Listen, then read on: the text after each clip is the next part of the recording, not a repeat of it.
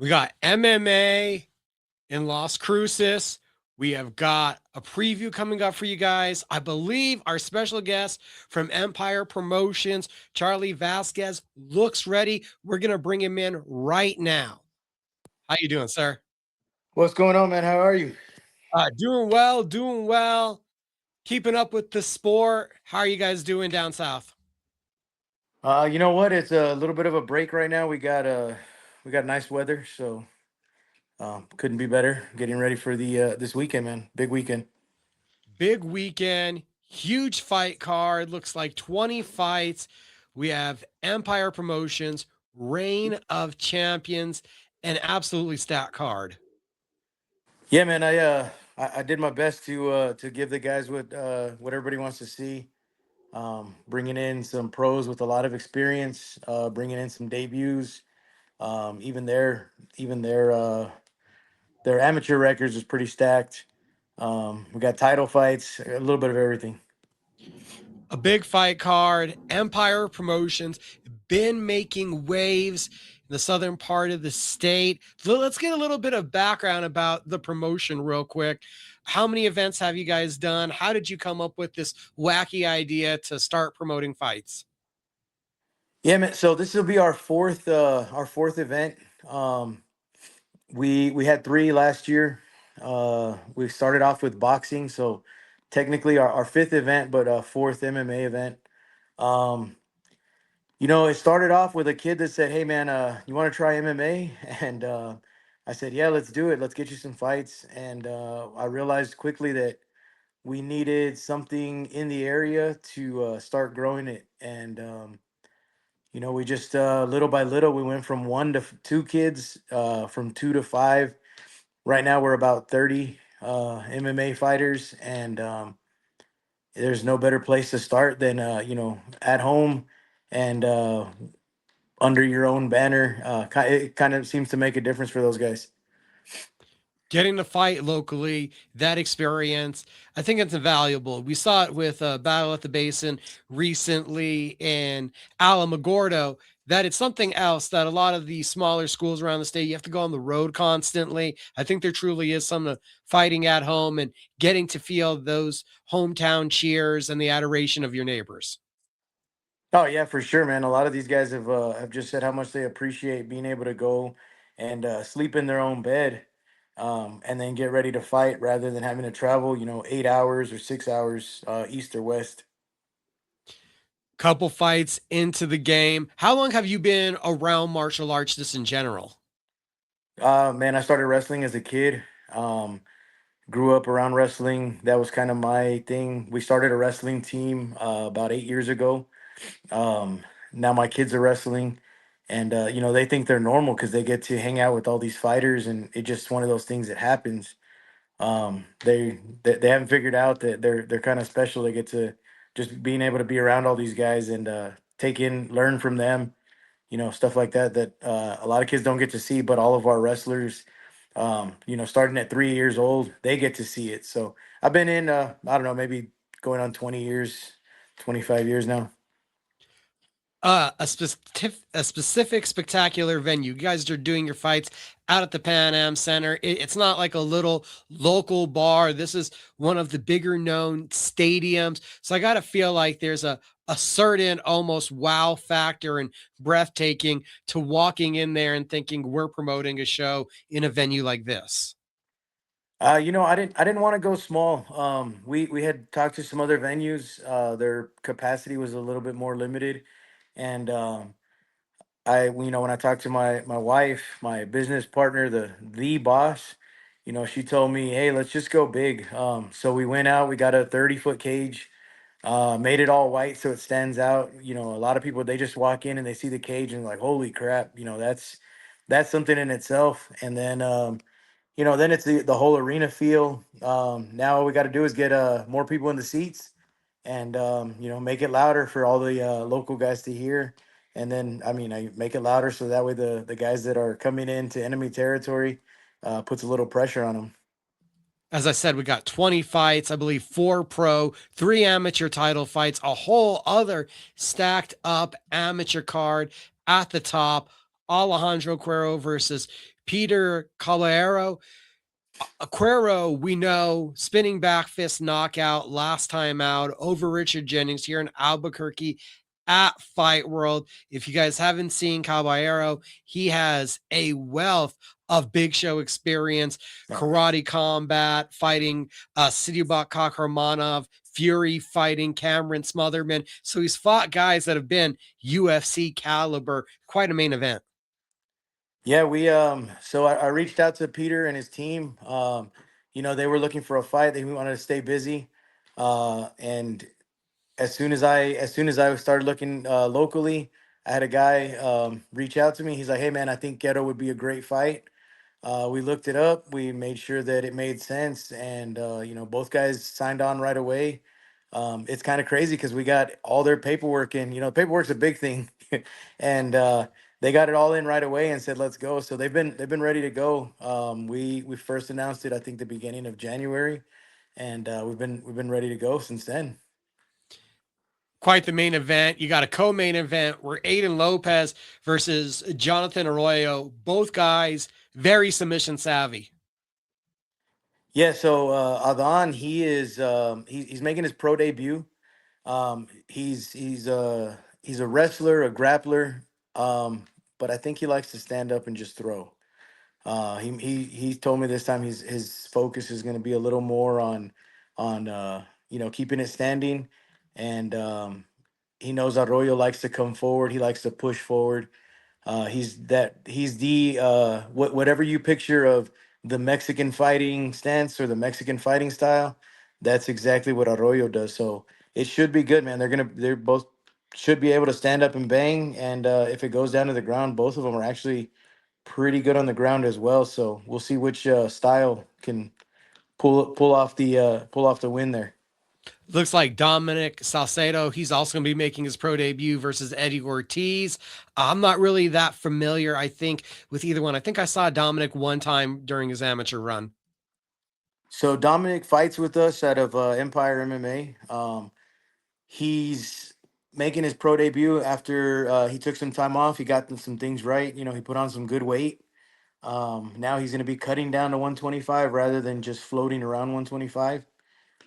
His opponent, Eddie Ortiz, actually fought one of our other pros, Javier Duchesne, a couple fights ago. It was both of their pro debut. It looked like a good fight to make. Eddie's coming in at 1-1, and Dominic's making his pro debut. But they're both good on the ground. And Dom's been working his hands.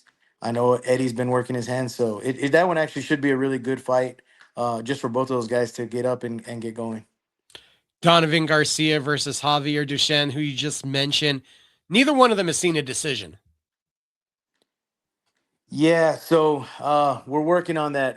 We still don't want to see decisions. We're working on getting Javier in, working his hands, and hopefully coming out with the W, getting on the right side, starting to build his record up. And then Donovan, he recently came out.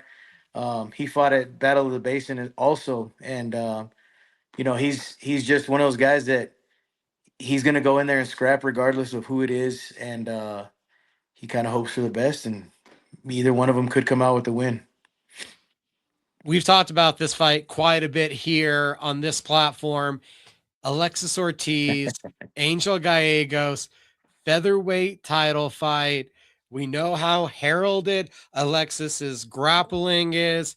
Angel, his hands. People that don't know, he has a wrestling background. Just came off of a slick submission. I'm super hyped for this one.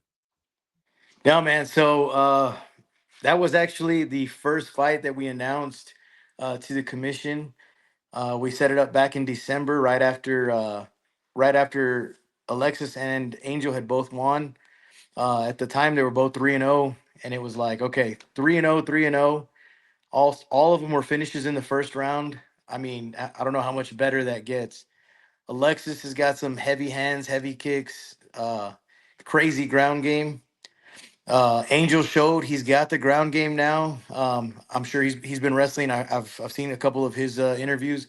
He said he's been wrestling since he was a kid. So that one, man, if that's not fight of the night, there's only a couple more that are going to be in contention with it. We have Santi Gonzalez also going to try to get another title bout, which is the same that Gabriel Pinedo is thinking. He's coming off of winning one at the Kingdom Fight League card, going to a fourth round TKO. So that's back to back stoppages for him. And we know Santi heavy handed. That one also feels like something that could be a barn burner. So, that fight of the night I was talking about, the last one. If that's not it, this may be it. Both guys are gonna look to stand and throw. Um, it's gonna be a fan favorite kind of thing. Uh, there may be some surprises, I think, from both guys. I know that they've both been talking about working their ground game, and Santi coming off of some tough losses, where he just got wrestled. I don't think he's gonna have to worry about that one for this. It's gonna be one of those fan favorites that people just don't blink or somebody might go to sleep. And then we also have at strawweight title on the line, Jorge Garcia. I haven't seen him since his amateur debut, taking on Brendan Willard. So Brendan Willard, man, he's one of those guys that he had gotten it together. He fought for us last event, fought for the 125 title. Um, Man, the kid walks around 125. So when he's not cutting any weight and he's fighting guys that are cutting a lot of weight, it makes it a lot harder. That was why we wanted to introduce the 115. The 115 division. I do have a couple other guys already lined up. So this is basically a title fight, and then one guy's going to keep the title, the other guy's going to continue, hopefully fighting at 115, and we'll start building up that division. We got a lot of little guys that are willing to go. They were just too small for 125, so here's their chance to come out and show what they've been working on, and just honing in those skills. George Garcia, he's another guy, man. He's scrappy. He'll fight just about anybody. He's willing to go. So at 115, it kind of evens up the playing field, and hopefully one of those guys comes out with a big win. So we've touched on 7 fights. There's 20 in all. What are the other gems that people should be looking out for, keeping an eye on this amateur card? So we've got a girl fight. Everybody loves those fights, man. Two 105 girls, both of them dangerous on the ground. Uh, Lexi is a jujitsu. She's slick with all of her submissions. She takes it back, she chokes, and she's gotten a couple triangles. So it's always scary to see, somebody come up with that high level and work. And then our girl, Yaz, she is also another wrestler. She's been working her hands. She hits hard.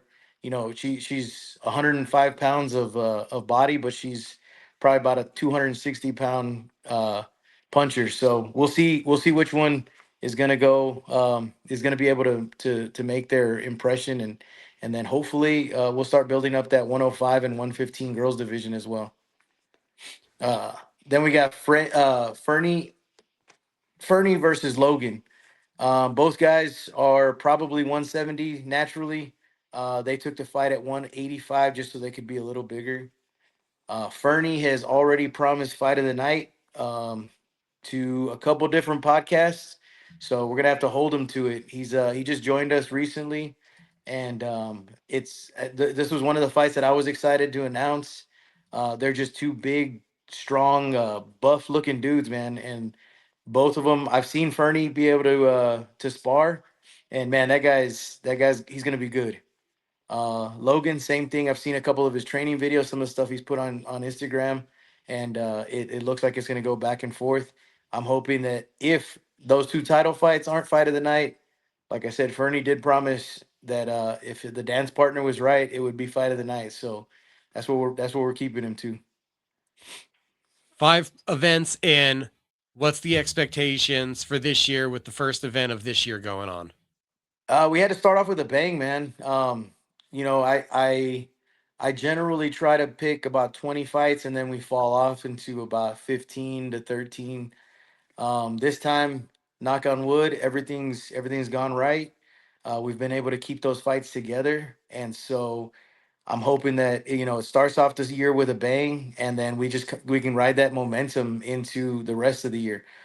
June 13th is going to be the next one, and then we'll look to hit something somewhere in September, and hopefully with everything going right, we'll just continue to ride that wave and get everybody in and continue making bigger strides in the Southwest.